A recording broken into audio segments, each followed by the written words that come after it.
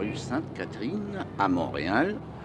Un soir banal de novembre, on projetait Psycho, cadet d'une grande famille de films, celle d'Alfred Hitchcock, réalisateur né en Angleterre et venu au monde aux États-Unis.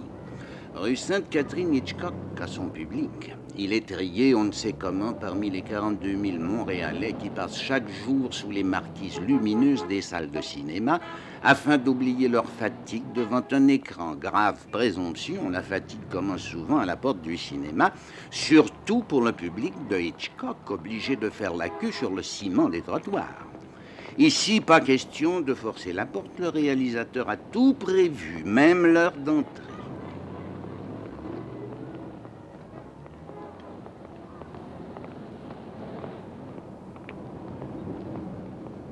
Pour Psycho, la ponctualité n'est plus la politesse des rois, c'est une camisole de force. À 9h43 précise, l'écran s'allumera et les retardataires n'auront qu'à rebrousser chemin, si jolie soit-elle. Le spectateur n'a pas l'habitude d'attention si particulière. Des flèches lui indiquent la route à suivre et des affiches lui garantissent même des sensations, au moins un froid dans le dos. En attendant, on a froid aux pieds et la queue s'allonge devant un policier du dimanche, armé jusqu'aux gants. C'est tellement plus simple pour les moins de 16 ans qui ne font que passer devant les cinémas. Nul besoin de fendre la foule en hâte et filer droit au guichet de peur d'arriver trop tard. Le guichet. Sans lui, le cinéma aurait presque partout bonne presse. Au Canada, 85 millions de dollars glissent chaque année par cette demi-lune découpée dans la vitre. 10 millions à Montréal seulement et près de 100 000 dollars pour Psycho. Et ce n'est pas fini. Investissement en pure perte, loisir à bon marché, selon qu'on se trouve pour ou contre cette magie lumineuse qui n'avait pas d'avenir, pensait Louis Lumière, et se trouve maintenant avec tout un passé. C'est au guichet que se joue la vie d'un film, celle du suivant aussi. Si tout va bien, le réalisateur pariera sa chemise sur le prochain, sinon il la vendra pour acheter de la pellicule. Hitchcock, lui, n'avait pas pris de chance. Il était sûr que Psycho ne collerait pas chez son public et il s'est serré la ceinture tout de suite. Aujourd'hui, il a les moyens de faire du ventre. C'est son 50e succès, ou quelque nombre approchant. Le secret de Hitchcock, travailler en pensant au spectateur. En toute modestie, il avoue avoir du génie de ce côté. Poussé au pied du mur, il avouerait peut-être en avoir de façon générale.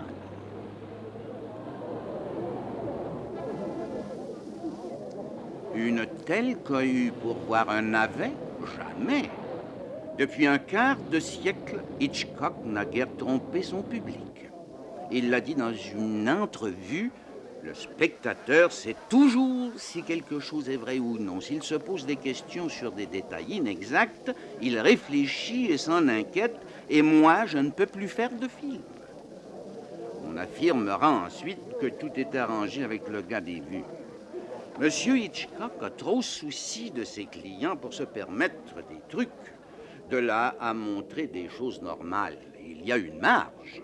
Les spectateurs qui vont au cinéma mènent une vie normale et veulent voir de l'extraordinaire et des cauchemars. Selon Alfred Hitchcock, le cinéma n'est pas une tranche de vie, mais une tranche de gâteau. Y servirait-on de l'orangeade pour l'avaler s'il en était autrement?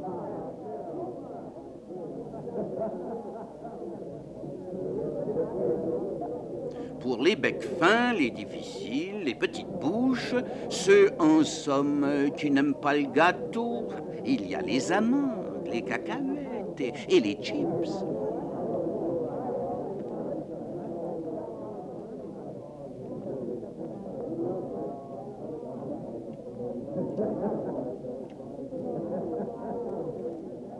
C'est ici que le spectateur quitte sa tenue de ville. La magie du cinéma, c'est d'être seul ou à peine deux, dans une salle où il y a 2000 sièges et 2000 voisins.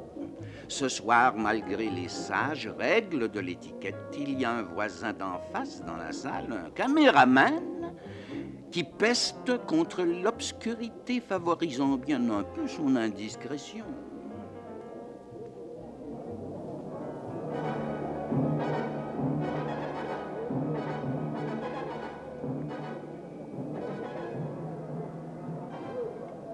Il fallait quand même voir d'en face ce public dont on n'avait pu dehors admirer que la nuque en faisant la queue.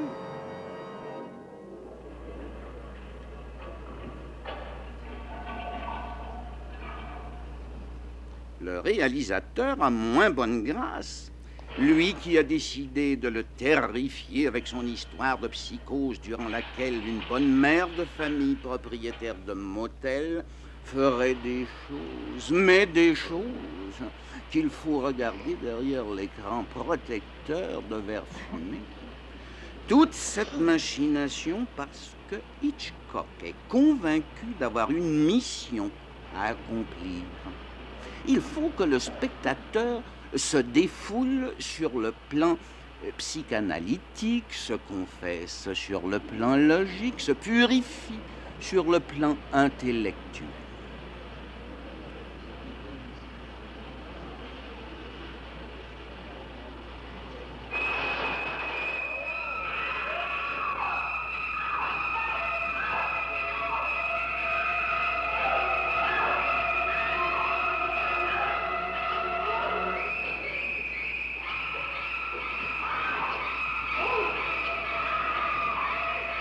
Le spectateur de Hitchcock, c'est un voyeur. Il veut jouir du spectacle. Ce qu'il regarde sur l'écran, c'est la projection de lui-même.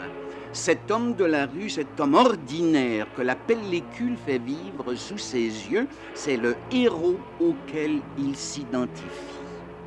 Dans un film de Hitchcock, les psychanalystes, car ils s'intéressent aussi à Hitchcock, voit une réalité divisée en trois mondes, celui du quotidien, de l'intellectuel et du désir.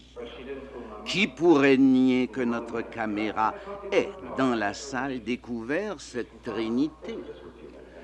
Quoi de plus quotidien que mâcher avec conscience des cacahuètes? Quel intellectuel dédaignerait cette calme figure du monsieur d'à côté? Je pourrais saisir aux cheveux l'occasion de parler du monde du désir, mais mademoiselle le fait si bien. De Psycho, un critique parisien a écrit que l'impression d'horreur ressentie par le spectateur fait naître en lui d'autres sentiments nobles et purs, ceux-là.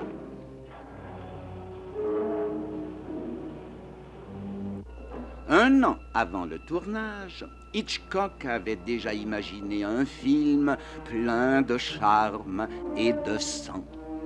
En tête de chapitre, il avait posé la terreur, celle que l'on obtient avec le réalisme le plus saisissant et qui fait voyager les yeux comme des boules de billard.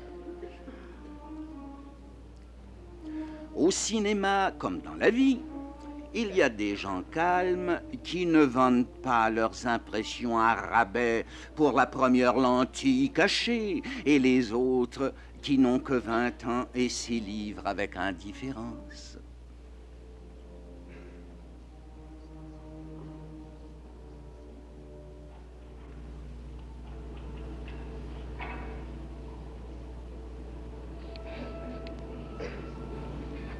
Ceux-là, ils jouent avec la peur selon toutes les règles de la coquetterie. Ils récompensent Hitchcock de tous les efforts déployés pour la publicité de Psycho, élément primordial du film. Pour apprécier Psycho, il faut que le spectateur ait envie d'avoir peur.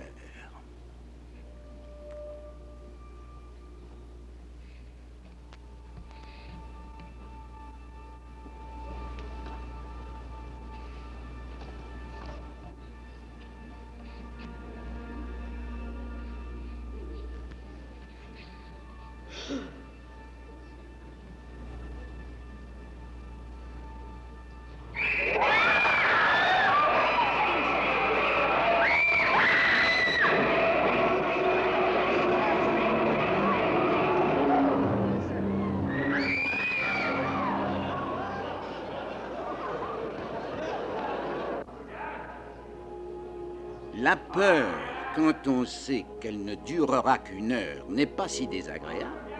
Elle ne coupe pas l'appétit, même s'il n'est pas juré qu'elle n'ait sur la digestion de tous ses spectateurs quelque effet embarrassant.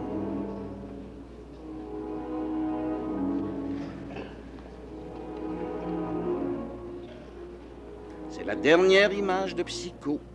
Hitchcock a dévoilé ses mystères et le spectateur a fini son voyage au pays de la peur. Il faut reprendre son visage de plein jour, celui que le voisin a vu quand on a plongé dans l'ombre de la salle.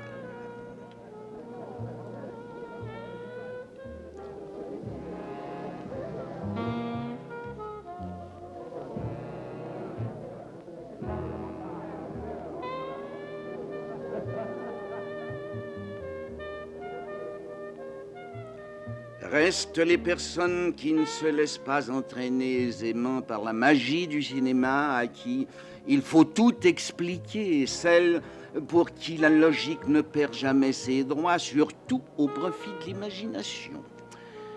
Ah, si elles savaient que la logique profonde des films de Hitchcock, c'est de faire souffrir le spectateur.